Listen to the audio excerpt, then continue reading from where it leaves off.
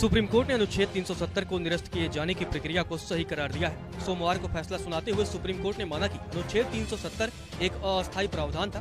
Supreme court ने कहा कि संविधान सभा की सिफारिशें राष्ट्रपति पर बाध्य नहीं थी। अनुच्छेद 370 का अस्तित्व समाप्त होने की अधिसूचना जारी करने की राष्ट्रपति की शक्ति जम्मू कश्मीर संविधान सभा के भंग होने के बाद भी बनी रहती है। फैसले में कहा गया कि अदालत राष्ट्रपति के फैसले पर अपील पर विचार नहीं कर सकती। अनुच्छेद 370 के तहत विशेष परिस्थितियां मौजूद हैं या नहीं। 5 जजों की संविधान पीठ ने 3 फैसले दिए हैं। चीफ जस्टिस डीवाई चंद्रचूड़ इस बेंच के मुखिया थे। बेंच में सीजेआई के अलावा justice Sanjay Kishan Kaul, justice Sanjeev Khanna, justice BR Gavai और जस्टिस सूर्यकांत भी शामिल रहे। सीजेआई जस्टिस गवई और जस्टिस सूर्यकांत ने एक फैसला दिया। जस्टिस संजीव खन्ना और जस्टिस SK कौल ने अलग फैसला लिखा। चलिए आपको अनुच्छेद 370 पर सुप्रीम कोर्ट के ऐतिहासिक फैसले की बड़ी बातें आपको बताते हैं। सुप्रीम कोर्ट ने दिसंबर 2018 में जम्मू कश्मीर में लगाए गए राष्ट्रपति शासन की वैधता पर फैसला देने से इनकार कर दिया। जब राष्ट्रपति शासन लागू होता है तो राज्यों में संघ की शक्तियों पर सीमाएं होती हैं। अनुच्छेद 356 के तहत शक्ति के प्रयोग की उचित वजह होनी चाहिए। सुप्रीम कोर्ट ने कहा कि संवैधानिक व्यवस्था ने यह संकेत नहीं दिया कि जम्मू कश्मीर ने संप्रभुता बरकरार रखी है। जम्मू कश्मीर राज्य भारत का अभिन्न अंग बन गया। यह भारत के संविधान के अनुच्छेद 1 और 370 से अस्पष्ट है।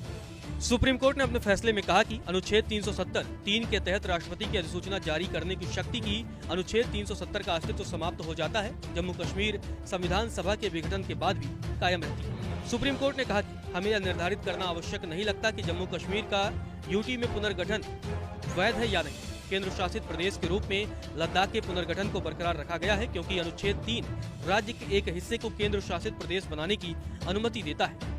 सुप्रीम कोर्ट ने अपने फैसले में कहा कि भारत के चुनाव आयोग द्वारा 30 सितंबर 2024 तक जम्मू कश्मीर विधानसभा के चुनाव कराने के लिए कदम उठाए जाएं। राज्य का दर्जा जल्द से जल्द बहाल किया जाएगा। सुप्रीम कोर्ट ने यह भी कहा कि 370 का उपयोग करके अनुच्छेद 370 में संशोधन के संबंध में जब कोई प्रक्रिया निर्धारित की जाती है तो उसका पालन करना होगा। पिछले दरवाजे से संशोधन की अनुमति नहीं है। सुप्रीम कोर्ट ने अपने फैसले में कहा कि विद्रोह के कारण आबादी के एक हिस्से का पलायन हुआ और स्थिति ऐसी बनी कि सेना बुलानी पड़ी।